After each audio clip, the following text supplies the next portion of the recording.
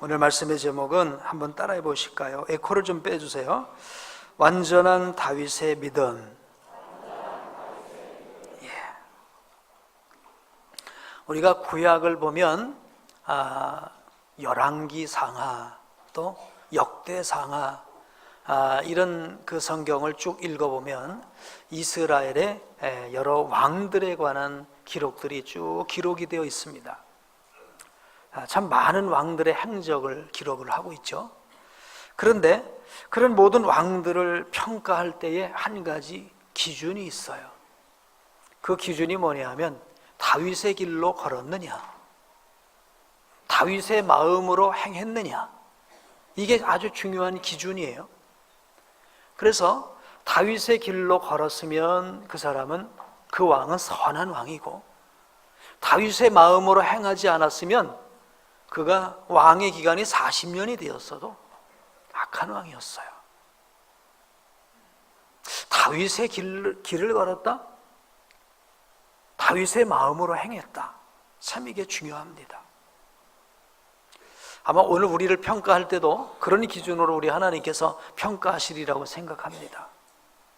성경에 이런 말씀이 있습니다. 열왕기상 15장 3절 말씀 보실까요? 아비암이 그의 아버지가 이미 행한 모든 죄를 행하고 그의 마음이 그의 조상 다윗의 마음과 같이 아니하여 그의 하나님 여호와 앞에 온전하지 못하였으나, 아비암이라는 왕은 그 마음이 누구와 같지 않았다고요? 다윗 같지 않았어요. 그렇기 때문에 그는 악한 왕이었어요. 그러나 선한 왕도 있습니다. 열왕기하 22장 2절 말씀 보실까요? 요시야가 여호와 보기에 정직히 행하여 그의 조상 다윗의 모든 길로 행하고 좌우로 치우치지 아니하였더라. 요시야는 그래서 선한 왕입니다. 또 선한 왕 여호사밧도 보면 역대하 17장 3절 한번 보실까요? 시작. 여호와께서 여호사밧과 함께 하셨으니 이는 그가 그의 조상 다윗의 처음 길로 행하여 바알들에게 구하지 아니하고. 여호사밧은 유다의 3대 선왕 중에 한 사람이죠. 그런데 그가 이렇게 선한 왕으로 이제 꼽히게 된 이유는 다윗의 길을 걸었기 때문이에요. 다윗은 이처럼 구약에 나타나는 그 모든 왕들의 모델입니다. 그래서 그들이 다윗의 길을 걸었느냐 걸었지 않았느냐 이걸 갖고 평가를 하죠. 근데 뭐 다윗만 모델은 아닙니다. 노아도 모델입니다. 노아는 세속화되어가는 그 세상 가운데서 하나님만을 흔들림 없이 믿고 나가는, 세속화되는 가운데 믿음을 지키는 그런 믿음의 모델이죠. 오늘 우리에게 또 노아 같은 모델이 필요하다고 생각해요. 세상은 점점 타락해가고 세속화되어 가지만 그 가운데서 주의 말씀을 붙잡고 의를 이뤄내는 이 믿음이 필요한 줄로 믿습니다. 아브라함도 또 모델이죠. 아브라함은 하나님께서 하나님이 이루실 그 나라를 위해 고향과 친척 아비집을 떠나서 내가 지시할 땅으로 가라고 할 때 갈 바를 알지 못했습니다마는 그는 믿음으로 순종했습니다. 그래서 이런 분들이 다 우리의 모델입니다. 자, 그러면 우리가 이런 생각을 해봅니다. 아니, 이런 분들 실수도 많은데, 윤리적인 실수도 많은데 어떻게 그분들이 모델이 될 수 있습니까? 다윗도 보면 윤리적인 실수가 있죠. 그렇죠? 설명 안 해도 아시죠? 또 노아도 실수 있었죠. 홍수에 술을 먹고 취해서 뭐 그렇고 그런 일이 있었죠. 아브라함은 어떻습니까? 자기 부인을 누이라고 거짓말하는 이런 실수도 있었죠. 그러니까 뭐 실수해도 되는구나, 이런 이상한 용기를 가지면 안 될 것입니다. 그렇죠? 물론 하나님께서 그 실수를 보시고 그들을 믿음의 모델로 세운 것은 아니고, 실수가 있음에도 불구하고 이런 믿음의 길을 걸어간 이걸 보시고 믿음의 모델을 삼으신 줄로 믿습니다. 오늘 우리는 그 가운데서도 다윗을 한번 좀 생각해 보려고 하는 것입니다. 다윗은 그 복잡한 가운데서도 믿음의 모델을 우리에게 보여준 줄로 믿습니다.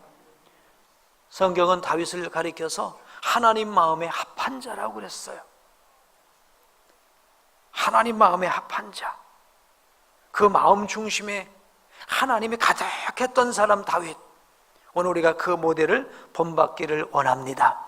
자, 이런 다윗은 자기의 삶을 가리켜서 이렇게 하나님 마음에 합해서 뭇 왕들의 모델이 되었던 그 다윗은 자기를 하나님 앞에서 완전한 자라라고 그렇게 이야기를 하고 있어요. 감히 하나님 앞에서 자기가 보기에도 흠결이 많은데 하나님 앞에서 나는 완전한 자라라고 이렇게 주장을 하고 있습니다. 오늘 저와 여러분도 하나님 앞에 이렇게 완전한 자라고 주장할 수 있는, 다윗이 걸어갔던 그 길을 걸어갈 수 있는 저와 여러분이 되기를 주의 이름으로 축복합니다. 자, 오늘 시편 말씀이 바로 그런 말씀입니다. 오늘 시편 1편을 보면 이런 말씀, 26편 1절을 보면 이런 말씀이 있습니다. 내가 나의 완전함에 행하였사오며 흔들리지 아니하고 여호와를 의지하였사오니 여호와여 나를 판단하소서. 오늘 우리가 읽었던 시편 26편은 이런 시라고 그래요. 다윗의 시인데 어떤 문제와 상황이 있어서 그 문제 상황 때문에 지은 시는 아니고 다윗이 하나님을 향한 자기의 마음을 고백하는 그런 시인 것입니다.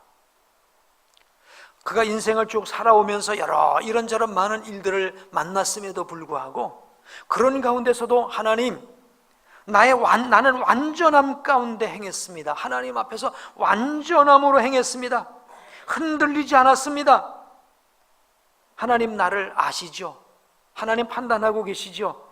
2절에도 보니까 여호와여 나를 살피시고 시험하시라고까지 얘기할 정도로 하나님, 나는 하나님 앞에 완전하게 살려고 했던 사람입니다 라고 고백하는 거예요. 이게 바로 다윗의 길이었어요. 오늘 저와 여러분이 하나님 앞에 완전함을 추구할 수 있는 저와 여러분 되기를 축복합니다. 그럼 여기서 말하는 이 완전함이라고 하는 건 뭘까요? 아까 말씀드린 대로 윤리적으로 조그만 흠결도 없는 그런 완전함? 사실 그건 우리에게 있을 수가 없습니다. 우리 인간은 본질적으로 장이 방어하는 그런 기제가 있잖아요. 가끔 어린아이들 뭔가 이렇게 부모 몰래 나쁜 짓 하다가 들키면은 어떻죠? 나 아무것도 안 했어요 하고 얘기를 합니다. 아, 누가 물어봤니? 그래도 나 아무것도 안 했어요 하고 거짓말을 해요. 근데 그 거짓말은 거짓말이라기보다는 어찌 보면 자기를 숨기고 피하고 싶은 어쩌면 인간의 본성일지도 몰라요. 그러니 뭐 그런 입장에서 볼 때 우리가 완전하다 이렇게 말할 수는 없겠죠. 근데 오늘 여기서 다윗이 말하는 이 완전함이라고 하는 것은 좀 다른 각도에서 완전함입니다. 요한 웨슬레 목사님도 그리스도인의 완전이라는 그런 설교도 하고 그러셨는데, 우리가 뭐 털어서 먼지 안 나는 그런 완전이 아니라 하나님을 내가 정말 순결한 마음으로 사랑하는 그 태도, 하나님을 향해 그 중심이 한순간도 벗어나지 않은 그런 모습, 이런 걸 완전함이라고 말하고 있어요. 오늘 다윗도 내가 완전함에 행했다고 하는 건 한마디로 말하면 이렇게 말할 수 있을 것 같습니다. 한번 따라해 보실까요? 하나님 우선순위 중심신앙. 그렇습니다. 하나님을 항상 내 삶의 우선순위로 두고, 신약 성경의 말씀대로 보면 먹든지 마시든지 무엇을 하든지 누구의 영광을 위해서? 하나님의 영광을 위해서. 네. 먹든지 마시든지 무엇을 하든지 하나님의 영광을 위해서, 살든지 죽든지 내 몸에서 누구만 존귀하게 돼요? 그리스도만 존귀하게 되게 하기 위해서. 그런 마음의 중심을 가지고 살아가는 자신의 모습이 오늘 다윗은 하나님 앞에 완전함이라 라고 이야기하고 있어요. 이런 완전함은 오늘 우리가 닮아갈 수 있고 이루어갈 수 있는 것이라고 믿습니다. 털어서 먼지 안 나는 윤리적인 잣대를 갖고 완전함은 세상에 아무도 없어요. 그러나 내가 살든지 죽든지 먹든지 마시든지 무엇을 하든지 하나님께만 영광, 하나님만을 위하여 라는 그 중심으로 나가는 그 완전함, 오늘 이게 다윗이 추구하는 완전함인 줄로 믿습니다. 다윗이 추구했던 이 완전함의 길을 향해서 달려갈 수 있는, 걸어갈 수 있는 우리 복된 성도님들 모두 되시기를 주의 이름으로 축복합니다. 그러니까 하나님 앞에 하나님을 먼저라는 생각으로, 하나님을 우선순위로, 하나님의 영광을 위하여, 하나님과 사람과의 관계 속에서 하나님을 먼저 택하고, 어떤 이해관계 속에 매이지 아니하고 하나님의 뜻을 택하는 이런 선택이 다윗이 볼 때는 완전함이라는 거예요. 제가 어떤 분 간증을 들었는데요, 그분이 이제 어려서부터 예수를 믿고 자기는 어떤 경우에도 예배를 빠지지 않겠다. 예배는 하나님이 가장 찾으시는 것이니까요. 그래서 난 예배를 드리겠다, 그 마음을 결단을 했는데, 그러다가 이제 그분이 공부를 열심히 해서 검사가 됐어요. 초임 검사, 그냥 새파란 초임 검사가 됐는데, 근데 어떻게 다 공안부서에 배치가 됐대요. 근데 그 공안부의 부장검사가 어느 날 이유도 되지 않고 주일날 소집을 명령하더라는 거예요. 그냥 무조건 모여. 근데 자기는 평생 하나님 앞에 예배 드리는 걸 우선순위로 하겠다고, 주일 성수하겠다고 그렇게 다짐을 했는데, 들어간 지 얼마 안 됐는데 그 부장검사가 주일날 소집을 하니 이거 어떡할 건가 고민하다가 하나님 앞에 예배 드리고 가겠다고 직속 상관에게 보고를 하고, 정말 세상 말로 겁도 없죠. 그리고 예배를 드리고 이제 갔답니다. 가니까 그 직속 상관이 눈으로 쳐다보는 게 넌 죽었다 그런 어떤 눈초리로 쳐다보면서 빨리 들어가라고, 가서 빨리 인사하라고. 그래 가서 죄송합니다, 제가 교회를 다니기 때문에 하나님 앞에 예배를 드리고 이렇게 와서 늦었습니다 라고 보고를 하니까 불호령이 떨어질 줄 알았는데, 그분 하는 얘기가 자기도 고등학교 때 목사가 되는 게 꿈이었는데 목사가 안 되고 검사가 됐다고. 그래서 하나님 앞에 죄송한 마음이 있는데 괜히 오라고 했다고. 예배 드리면 됐지 뭐 때문에 왔어, 그냥 쉬면 될 건데 괜히 오락했네 하고 미안한 마음을 갖더래요. 이제 그러면서 그때부터 자기의 그런 모습이 다른 선배들은 찍혔다고 생각을 했는데 오히려 그걸 좋게 보는 거예요. 이 친구는 사람 비유 맞추려고 그런 것도 기라고 하고 옳은 것도 아니라고 하고 이럴 친구가 아니겠구나. 그러면서 그때부터 자기의 길이 아주 승승장구하는 그런 길이 되었다, 그런 얘기를 하더라고요. 하나님 앞에서의 관계, 하나님 앞에서 예배 드리는 이것을 사람에게 비유 맞추는 관계보다 먼저 하겠다. 이게 어떻게 보면 하나님 우선순위로 나가는 그런 삶의 모습이 아닌가. 다윗도 이런 중심으로 세상을 살아가지 않았을까. 다윗도 아마 그랬을 거라고 생각해요.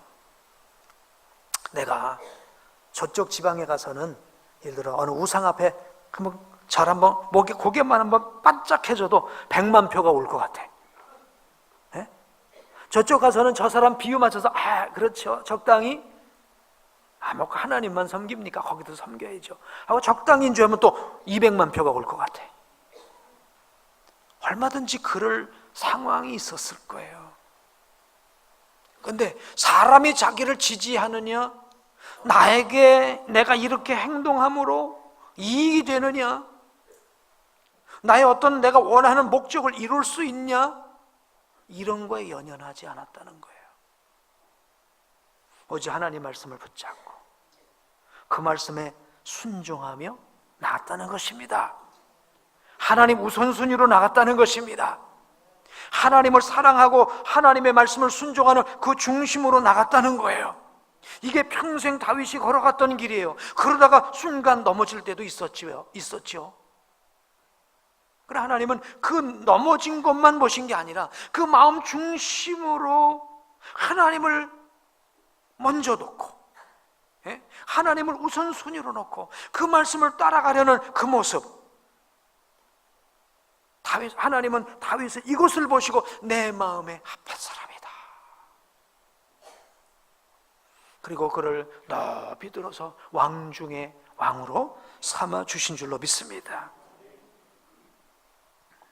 하나님 앞에서 내가 정말 옳은지 그렇지 않은지 고민하는 태도, 사람 앞에서 이익인가 손해인가 이걸 따지는 태도가 아니라, 이렇게 하면 나에게 유익할 것인가 손해가 될 것인가 그 기준이 아니라 하나님 앞에 옳은지 그른지 이걸 고민하는 태도라는 거예요.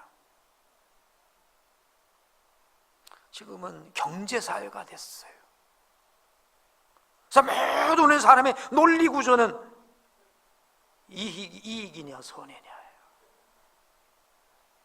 제가 요즘 이제 혼인, 결혼과 가정이라는 책을 읽고 있는데, 요즘의 젊은이들의 결혼관은요 대부분 이해관계로 접근을 한다는 거예요. 이 남자를 만나면 나에게 얼마나 이익일 건가, 저 여자를 만나면 나에게 얼마나 덕이 될 건가, 이런 관계로 만난다는 거죠. 그러니까 결혼도 이해관계라는 거예요. 모든 것이 다 경제 논리예요. 그런데 다윗은 그런 이해관계 논리로 접근하는 것이 아니라 하나님 중심으로. 아멘. 오늘 이러한 이제 마음 중심, 하나님을 중심으로 하는 그 마음, 1절에 보니까 흔들리지 않았다는 거예요. 흔들리지 않았다는 거예요. 오늘 우리의 신앙 중심이 되기를 주의 이름으로 축복합니다. 하나님 우선순위가 되기를 주의 이름으로 축복합니다. 또 요즘은 민주주의 시대가 되어서 누가 나에게 많은 표를 주냐, 참 이게 무서운 것 같아요. 표에 살고 표에 죽어요. 그렇죠? 아니, 우리 정치하는 분이 없으시니까 뭐 표에 살고 표에 죽을 분이 없으시죠. 근데 지금 세상은요, 뭐 내가 정치인이 아니라 할지라도 표에 살고 표에 죽어요.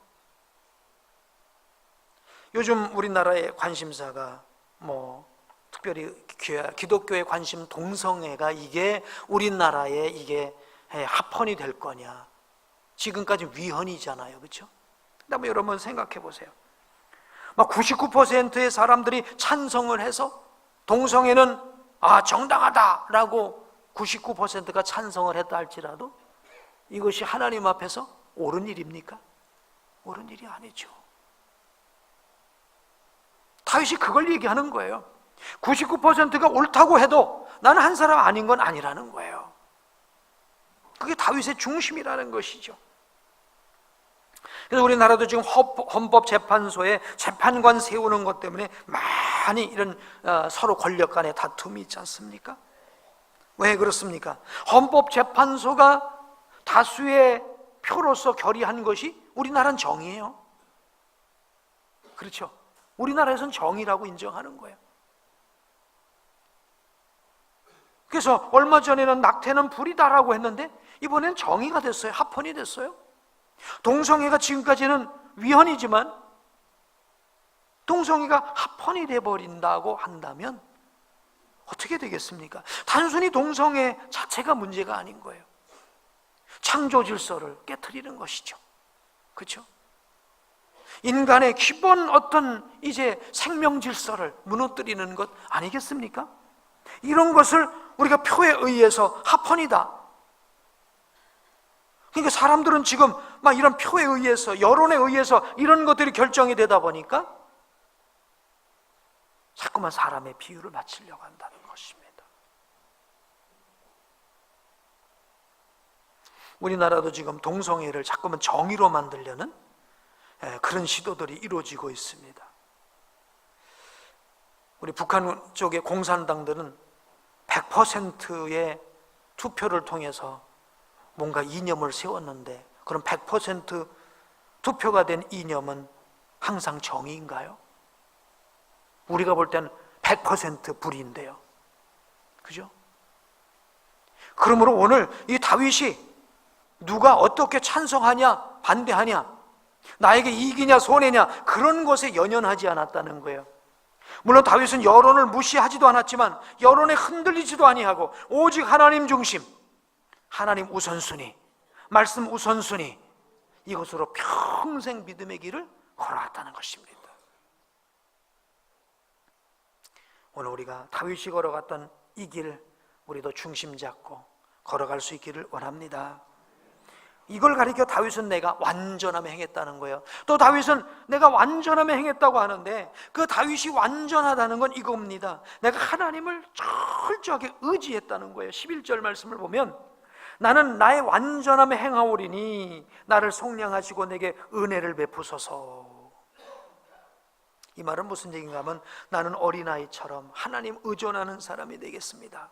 어떤 분이 그럽니다. 지금 우리나라 대한민국을 보면서 참 역사 이래 가장 복받은 때라고 그렇게 말하는 사람도 있고, 어떤 분은 역사 이래 가장 불행한 때라고 얘기하기도 해요. 여러분 어느 쪽이세요?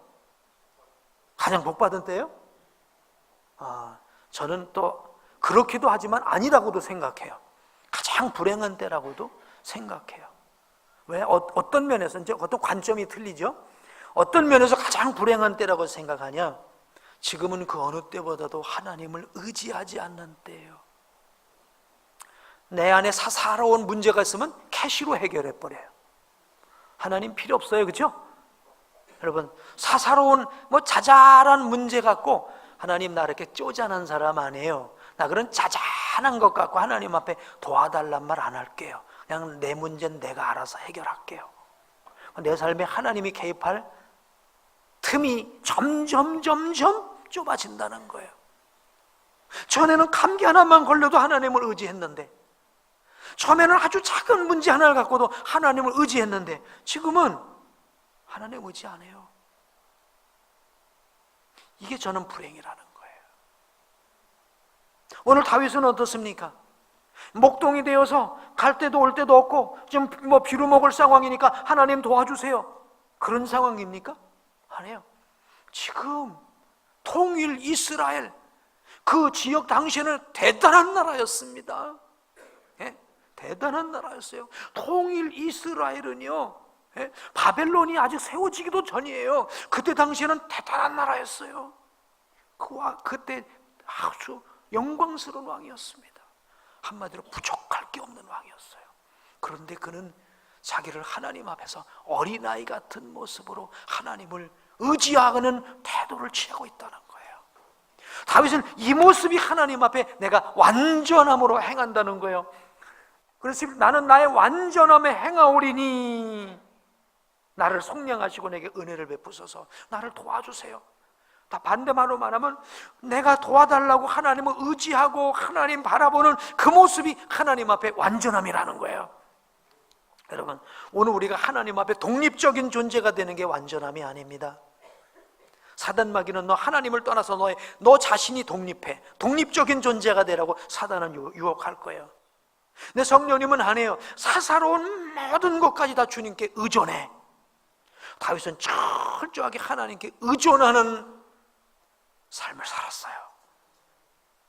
이게 다윗의 완전함이었어요. 깨달아지십니까? 믿어지십니까? 이런 결단이 여러분 속에 있으십니까? 예. 지금 사람 의지하지 않고 돈 의지하고, 너 주변 사람 있으면 사람 의지하고, 방법 의지하고, 의학 의지하고, 기술 의지하고, 하나님은 2순위, 3순위, 4순위 나중에 가서 의지합니다. 의학을 무시하라는 것도 아니고, 지식을 무시하라는 것도 아니고, 사람관계를 무시하라는 것도 아니에요. 그 우선순위 가운데 누굴 제일 먼저 의지할 거냐? 하나님 먼저 의뢰하고, 하나님 먼저 의지하고. 그래서 성경에 이런 말씀이 있습니다. 시편 131편 2절 보실까요? 내가 실로 내 영혼으로 고요하고 평온하게 하기를 젖된 아이가 그의 어머니 품에 있음 같게 하였나니 내 영혼이 젖된 아이와 같도다. 젖된 아이가 엄마 품에 안겨서 엄마를 철저하게 의존하듯이 내 인생, 내 삶 하나님 의존하고 살아가겠습니다. 그래서 하나님께 기도하는 게 중요해요.